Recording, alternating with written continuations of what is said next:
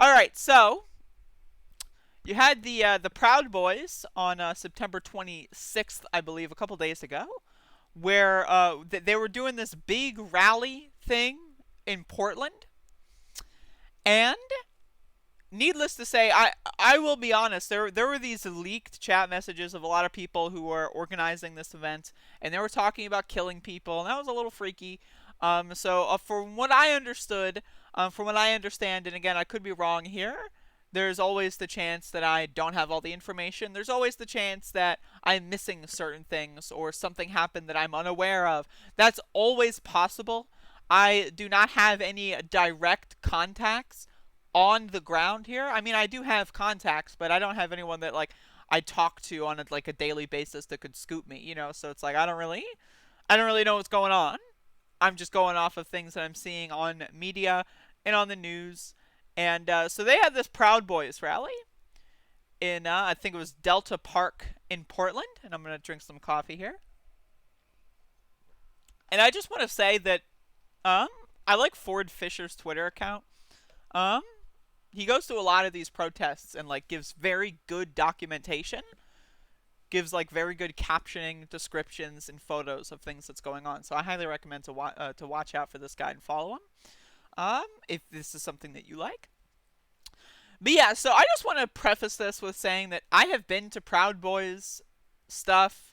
I remember the most obnoxious one I went to was the hashtag demand free speech rally in Washington, D.C.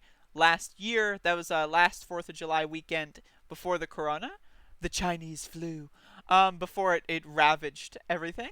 But I remember going there, and their whole shindig, their whole idea, what they were doing, was, oh, we are going to do like an America rally. So like I go there and there's people dressed up as like Ben Franklin. There's people that are dressed up as like Union generals, and like they're just totally appropriating the everything about American history. And I remember when like one of the first things that they did at the Demand Free Speech rally was they started singing like the Pledge of Allegiance and the national anthems, and like you look in the crowd, and it's just a bunch of like fucking like 50-year-olds, right? Like maybe former veterans, I don't know, but just like 50-year-old white dudes and their wives, just like, and this is in Washington D.C. that I went to. And then like if you go to these areas that are like in Portland or other like more suburban locations and stuff, you see a lot more of a diverse amount of cringe. But I lived in Washington D.C. at the time, so like you have to keep in mind these are probably people that are very very wealthy, or that are like, you know, very entrenched in the political class and not just like everyday working class people.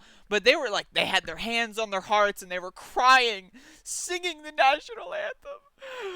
Gavin McInnes singing with me in karaoke. It's so beautiful. Like seriously, like I recorded some of that footage. Go back and watch it. And so like this is one of those situations where it seems that similar things happened here. And I just wanted to say this caption here is really funny.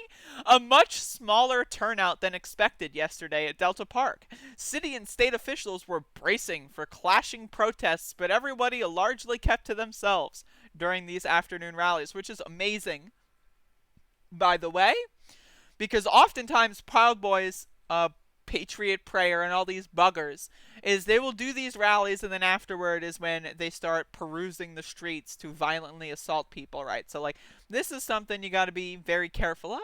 But it seems nothing happened. But if you want to analyze this, this is the thing that I've really been. This is really like this genuinely is just horrifying, right? This stuff is just actually fucking scary. Is they have taken Kyle Rittenhouse and turned Kyle Rittenhouse into a mythologized like war hero in the same way that you see people talk about Martin Luther King Jr. or about Abraham Lincoln or like any other of these historical figures, right? How like there's like the truth of what they think and what they thought, and then there's like the liberalized, mythologized version. Where like, oh yeah, Abraham Lincoln was super awesome and loved black people and he was so great. secretly, he's pretty much a racist, and one of the only reasons he was anti-slavery was because he didn't want the Union to fall apart. He didn't really care about anyone else. And then, like, you look at, like, Martin Luther King Jr., whose history is super radical, very communistic, and then you have the liberals say, oh no, he fixed racism with nonviolence, and you shouldn't do anything. If you ever even think about interrupting the system of capital, then everything will fall apart, and you will be like the eternal disgusting evil on society, right? And so, like, the right wing is very good at mythologizing history, right? That's where this whole thing, how you have, oh yeah, we're the Patriots, 1776, right? 3%. We're the Oath Keepers, everyone. We're saving America. We're patriots. While they march with cops and with the military and worship their country. That makes them patriots? 1776 style? What? But again, if you looked at 1776, if you know the actual history of the American Revolution, there were the sides that were with the cops, the British soldiers, the occupiers, right?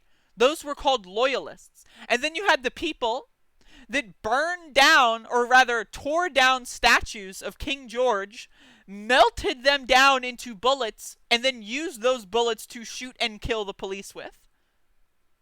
And, right, so like, the idea that they think there's some magical through line from, like, oh yes, tearing down statues of the king and shooting police, to defending the police and advocating to kill protesters, and like, oh, anyone who does kill protesters is a hero. It's a weird mythology, but somehow they're able to pull it off. And so again, you see all these shirts here, right? Kyle Rittenhouse did nothing wrong. Well, okay. The tree of liberty must be refreshed from time to time with the blood of commies. Like, these are just people walking around, right? Like, this is just like, this is how, like, yeah, we're just walking around. We're absorbing the atmosphere. This is like, yeah, we're real people. Our shirts are advocating to kill, like, the commies, I guess. But, like, what's the openly communist percentage of America? Like, maybe 10% at best are openly communist, right? Like, and that's like at best. I'm thinking maybe 5% of Americans would say they're openly communist, right? So this whole idea of communists invading America, taking in from the Red Scare shit, it's just bizarre. It's strange to me. But again, let's just, like, it's just weird.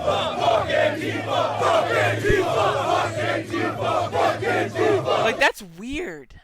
Like, this is like cult shit. This is like, I feel like I'm watching Paranormal Activity fucking 7, because there's so many of these fucking movies, right? And like at the end, you open up the door, and instead of like a coven of old witches, it's like a bunch of these people, like, fuck Antifa. Like, what? What does that mean? Oh, I don't know. But again, like this is just how they behave. And this is like another thing. And again, I really wanted to talk about this because of the Kyle Rittenhouse thing, right? Is because they've mythologized people in real time now. And this is something that's just really bizarre. Like, whenever there's mass shooters, right? There's always like a sect of these groups that are like, do we condemn the mass shooter or do we embrace the mass shooter? Right? So when you look at groups like Patriot Front, that like their entire like group history is based around the idea that they embrace mass shooters, right? Like them organizing with groups like the Proud Boys, and then you have another mass shooter, Kyle Rittenhouse, and I know there's going to be people that get triggered. Oh, Kyle Rittenhouse is just a kid, he defended him, blah, blah, blah, blah, blah, blah, right? There is nuance to that case. But because there's nuance, does that mean that Kyle Rittenhouse is shooting the shot heard round the world and he's going to start the second American Revolution, except they're revolting against not the government because they're on the side of the government, they're revolting against a few protesters in a couple different cities? Like, what are they revolting from? I don't know, but that's not important right now because he's an American hero and he did nothing wrong. So again, there's nuance in the case, right? Like, you can actually make a conversation for self-defense. I disagree with it.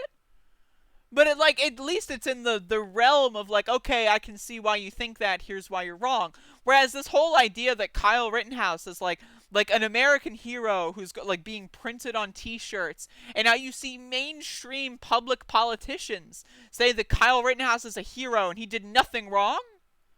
Having a gun under the legal age, nothing wrong. Organizing with militias without training or practice, nothing wrong. Organizing with police, taking police orders to kettle protest, nothing wrong. Shooting people, nothing wrong. He did nothing wrong?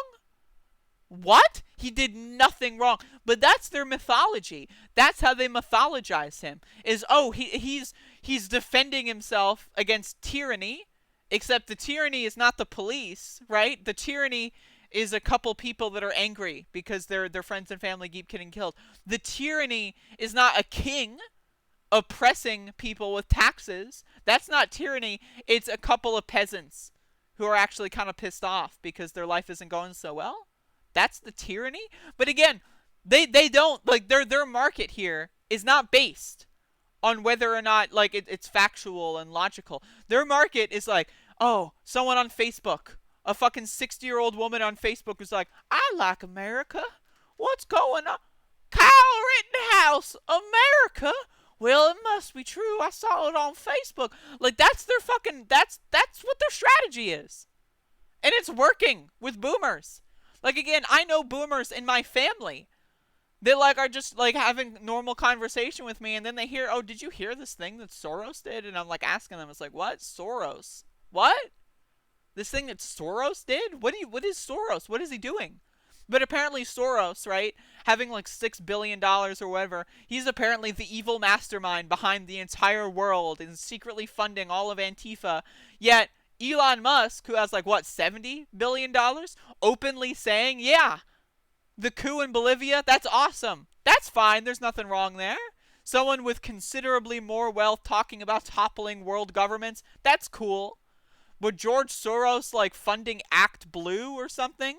And then Black Lives Matter has, like, an organization that funds Democratic down-ballot races through Act Blue, and therefore Soros is funding Antifa, and then the U-Haul, and then Kyle, like, they're literally living in an alternate world. And again, I just wanted to show that this is scary shit.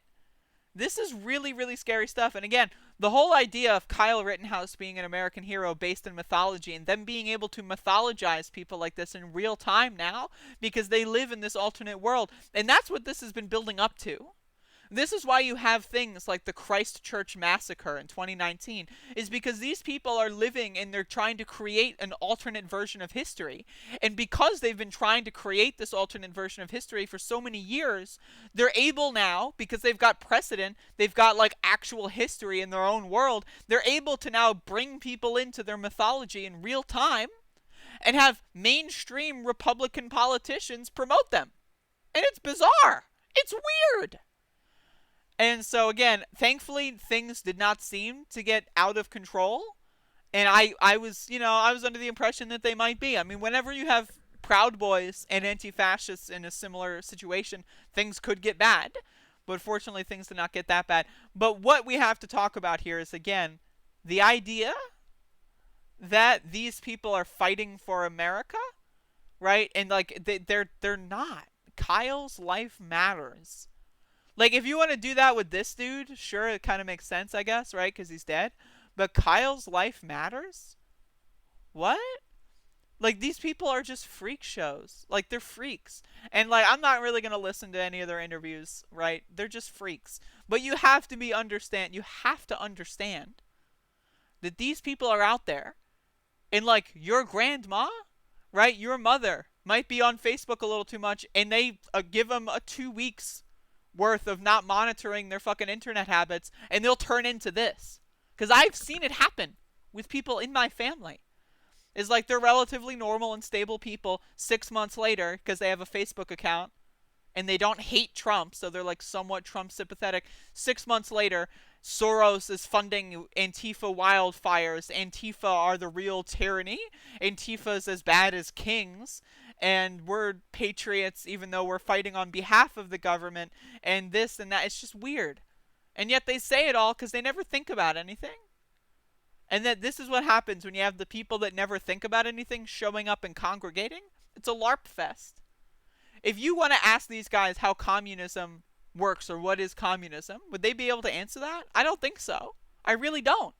They would just say something like Venezuela. Venezuela and bread lines and then socialist Maduro and then Stalin. Like, because they don't know what the fuck they're talking about. And that's really, and that's all I have to say here. Again, the Proud Boys, they're just so cringe. So cringe, believe me.